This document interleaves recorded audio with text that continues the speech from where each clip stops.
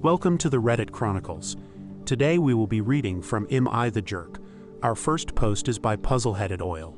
Am I the jerk for not showing up for my birthday dinner at a nice restaurant, knowing everyone was waiting for me and my parents had to pay a deposit for the table? I'm 16M, the second oldest of four. My older sister, 18, has Down syndrome and is medically complex with complex needs. She also has food allergies. My younger sister, 13, has a host of food allergies and some of them are very serious, and she's also on the spectrum.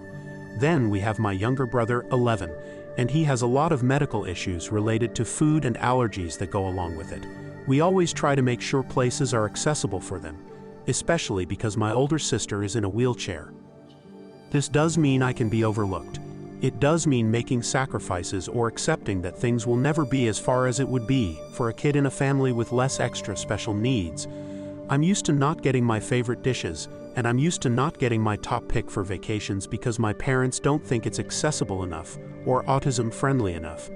I'm used to my siblings never getting turned down for that stuff. After a while, it became something I expected. I was lucky that my maternal grandparents tried to make up for it when they could, and my best friend's family would also include me in their family for stuff like meals out. My favorite restaurant in our city is this Indian place. My favorite dish is their samosas. I never get to eat there with my parents and siblings, and we never get takeout from there because it's not deemed safe for all my siblings. Sometimes that stinks, especially when my parents proclaim they always get their kids' favorite food from their favorite restaurant for their birthdays each year. This year, my parents made a big deal over me turning 16, and they told me to pick my favorite place for us to have a family dinner for my birthday. A family dinner that included extended family. I told them my favorite place and they told me that wouldn't work. I asked if they wanted my favorite place or a place catered to my siblings. They asked me if I didn't want to cater to my siblings, and I said no. They asked where did I want to go.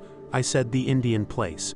They gave me one of those looks and said they would give me more time to think. A couple of weeks after they asked me where I wanted to eat for my birthday, and I told them my answer had not changed. They asked me if I could really enjoy my birthday, knowing it wasn't accessible and safe for my siblings to eat there, and I said yes, since it's meant to be my birthday and they wanted me to say my favorite restaurant.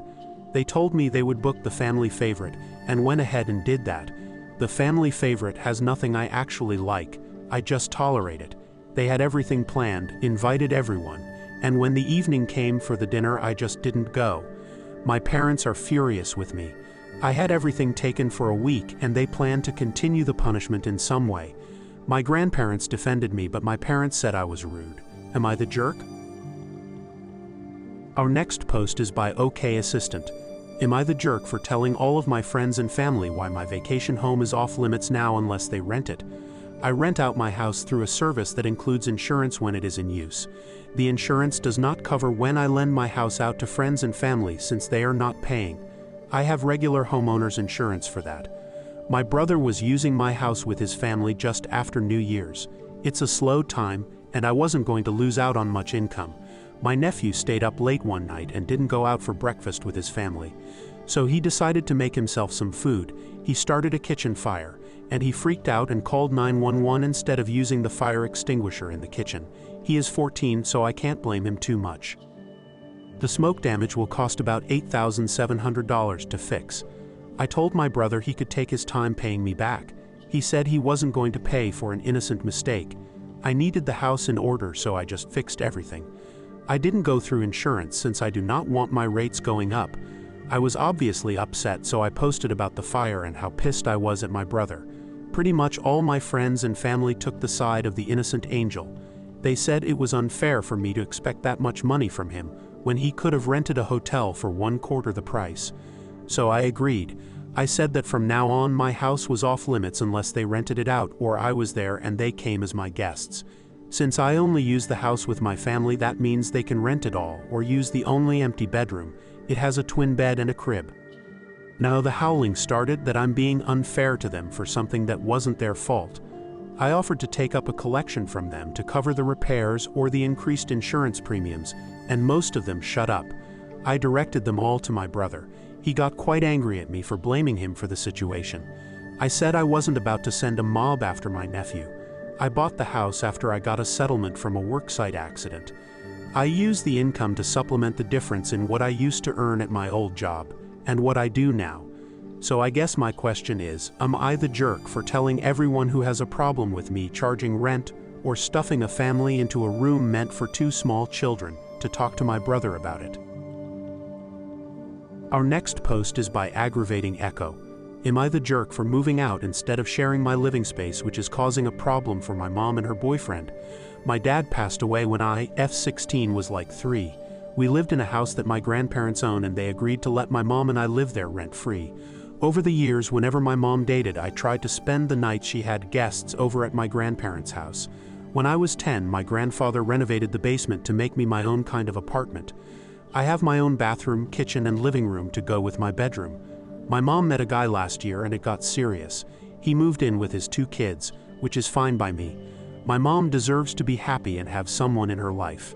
There are 3 bedrooms upstairs, so it is perfect. 1 for them and 1 for each of his kids. Everything was going according to plan until the kids asked where I was staying. I said I lived on the basement. They made a joke about me living in my mom's basement. I invited them down to play Mario Kart to be sociable and to show off, if I'm being completely honest. I have a couch my uncle gave me and my dad's old lazy boy in the living room.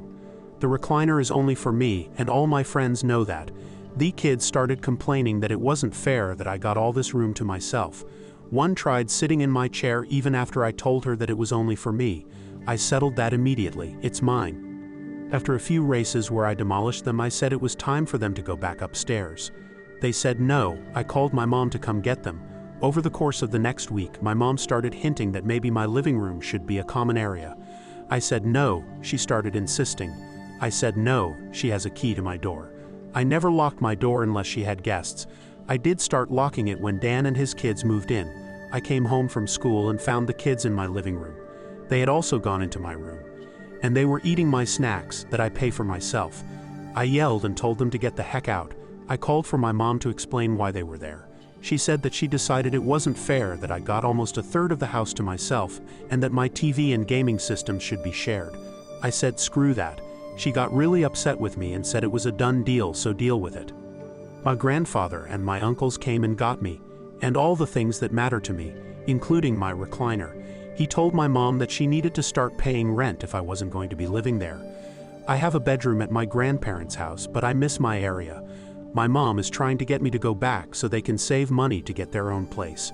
Yeah, right? I'm not that dumb. She said that I need to stop being a brat and behave like an adult. I said I was living like an adult until you let those kids onto my area without permission. She tried to say she could do whatever she wanted in her house.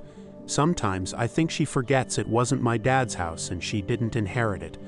I feel a little guilty about this because my mom is actually pretty cool, and I hate that this is causing strain on her relationship. Am I the jerk? Edit. After talking to my grandparents, I have something to add. They were not happy about her moving her boyfriend and his kids in. They were going to allow it since I lived there still. Them coming into my space and my mom saying I had to share it did not go over well with them. That's why they want to start charging her rent, especially after I moved out. Thank you for listening to the Reddit Chronicles. Follow for more content.